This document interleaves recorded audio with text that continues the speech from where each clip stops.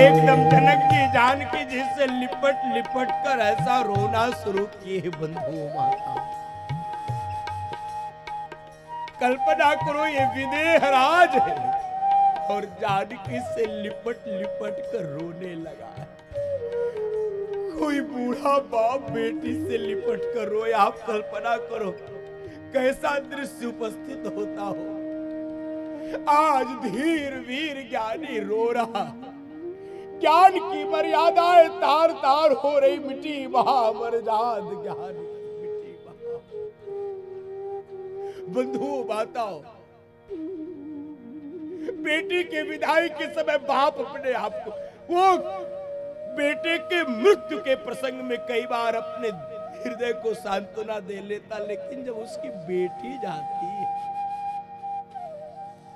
क्योंकि बाप का कोई यदि दोस्त होता है और बेटी का यदि कोई दोस्त होता है तो वो बाप होता है, और बाप का यदि कोई घर में दोस्त होता है तो उसकी बेटी होती है, और उसका कोई दूसरा नहीं होता है। बेटी अपने मन की बात अपने बाप से कहती है और बाप भी अपने मन की बात अपनी बेटी से कहता। वो किसी से नहीं कहेगा, छुपा लेगा, लेकिन बेटी को जरूर बताता है। और इसीलिए बाप फूट फूट कर रोता है जब बेटी जाती है। और बंधुओं माता, इस संसार में यदि कोई सबसे पवित्र और पावन रिश्ता परमात्मा ने बनाया है तो बाप और बेटी का बनाया है। इससे ज्यादा कोई पवित्र रिश्ता परमात्मा ने नहीं बनाया। इससे ज्यादा बहुत रोता है बाप बेटी के लिए, बहुत रोता है, और बेटी सर्वाधिक बाप के लिए रोती। बेटी ससुराल में सब कुछ बर्दाश्त करती है, बेटी गाली सुन लेती है, बेटी मार खा लेती है, लेकिन कुछ नहीं बोलती। लेकिन जब उसके बाप को कोई कुछ बोलता है, फूट फूट कर रोती। मेरे बाबूजी को कुछ मत कहो, मेरे बाप को कुछ मत। कैसे कैसे हमको उसने पाला था, कैसे कैसे हमको विदा किया था। नहीं नहीं, मेरे बेटी बाप के लिए बहुत रोती है। और ये जो मायका शब्द है, ये मायका शब्द कोई माँ से नहीं होता, ये बाप से होता है। बंधुओं माता, जब तक बेटी का बाप जीवित रहता है, बेटी बड़े अधिकार से अपने मायके आती रहती, मेरे बाबूजी का घर में। लेकिन जब उस बेटी का बाप मर जाता और पहली बार जब उस देहली पर आती मरे बाप की, वो घर में नहीं प्रवेश कर पाती है, दरवाजे पर ही पछाड़ खा के गिर जाती। बाबूजी, आज से ये देहली भैया भाभी के अधीन हो, मेरा बाप मुझको छोड़कर चला गया। अब किससे अपनी बातें बताऊंगी, किससे? बहुत रोती है, बहुत रोती। और बाप बेटी के लिए रोता है। बाप, अब कल्पना करिए,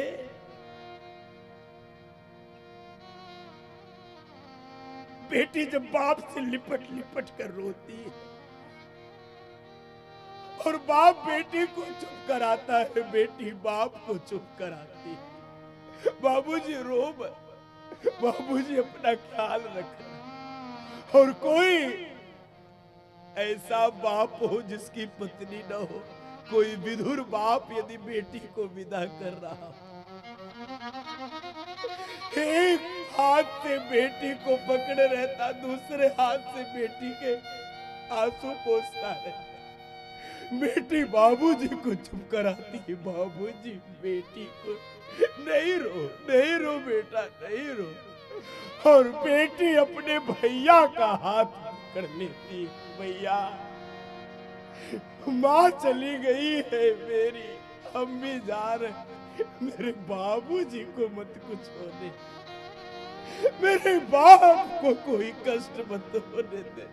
भैया मेरी सौगंध खाओ, ईश्वर की सौगंध खाओ, मेरे बाप को कुछ नहीं होने दोगे, मेरे बाप को नहीं।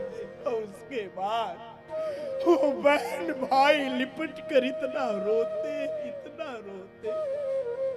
इतना रोते हैं कि देखो मेरी ये छोटी बहन कितनी बड़ी हो गई, आज हमको सिखा रही, समझा रही। कितना कारुणिक दृश्य उपस्थित हो जाए।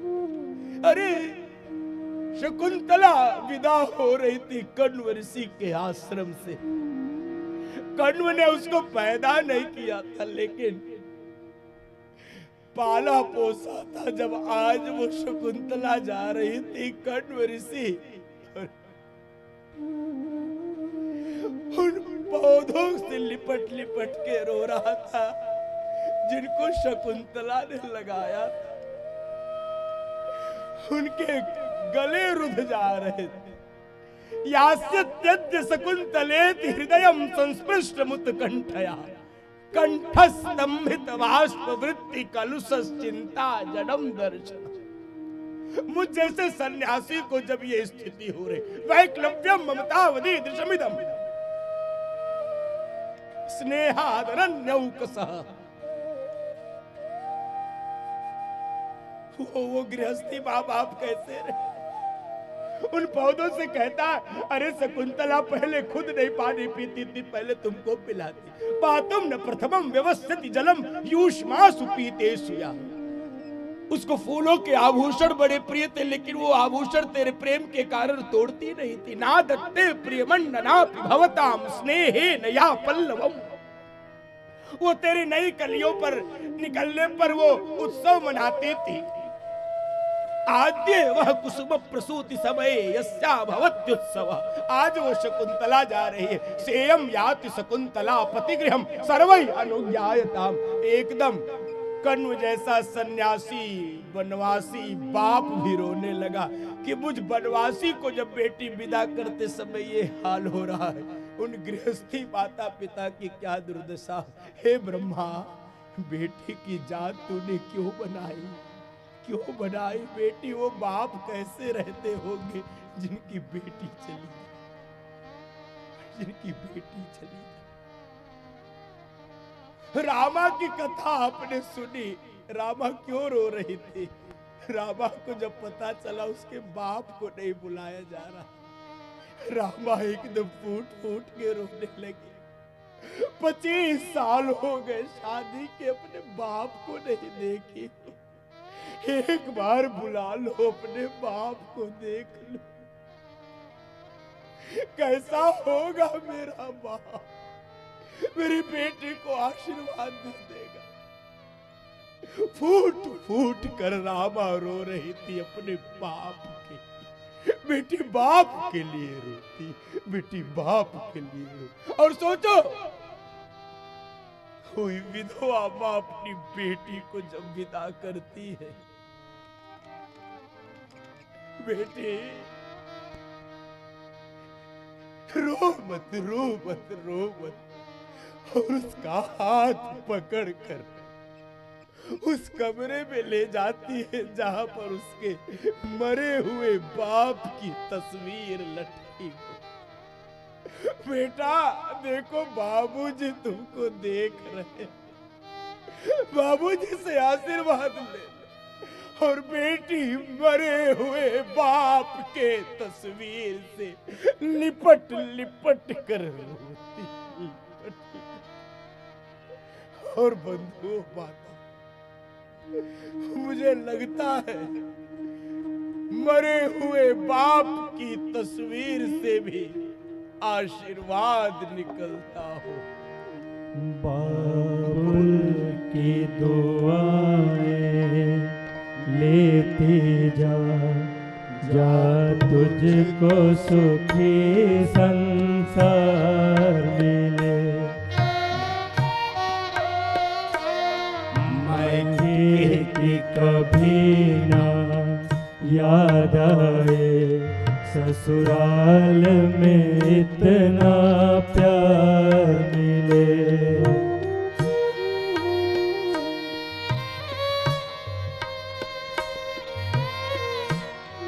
हुए बाप की तस्वीर से बेटी के लिए आशीर्वाद। ये बाप यही चाहता है, बेटी अब तुम जा रही हो और तुझको किसी प्रकार का कोई कष्ट नहीं। क्या कहता ना जो से तुझे पाला मैंने, कलियों की तरह फूलों की तरह,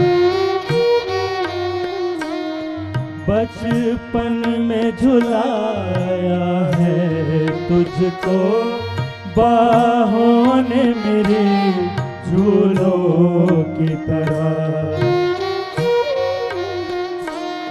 मेरे बाग किए नाजुक डाले, तुझे हर पल नई बहार मिले।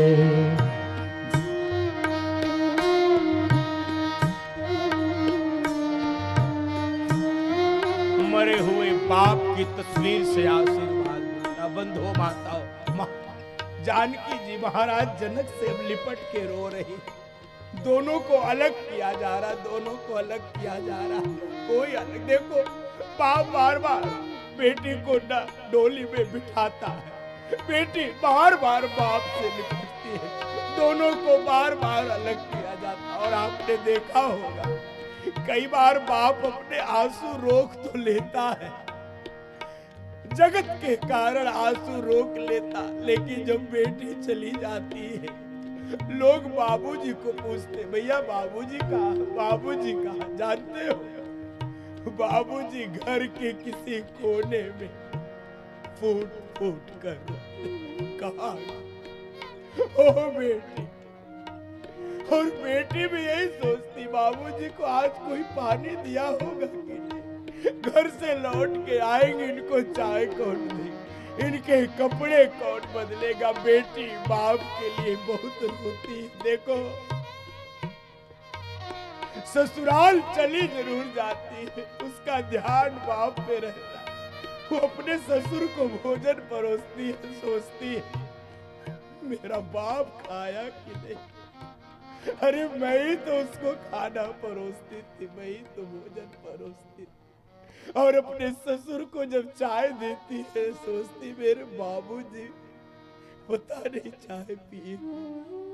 बेटी बाप के लिए और बाप बेटी के लिए बहुत रो। सुने ना माँ जानकी जिससे लिपट के रो रही, नारी धर्म का उपदेश कर रही। बेटा सास ससुर गुरु सेवा करे, पति रुख लखी आयसु अनुसरे। तेरा पति ही सब देवता है। और जानकी आज जनकपुर को छोड़कर जा रहे।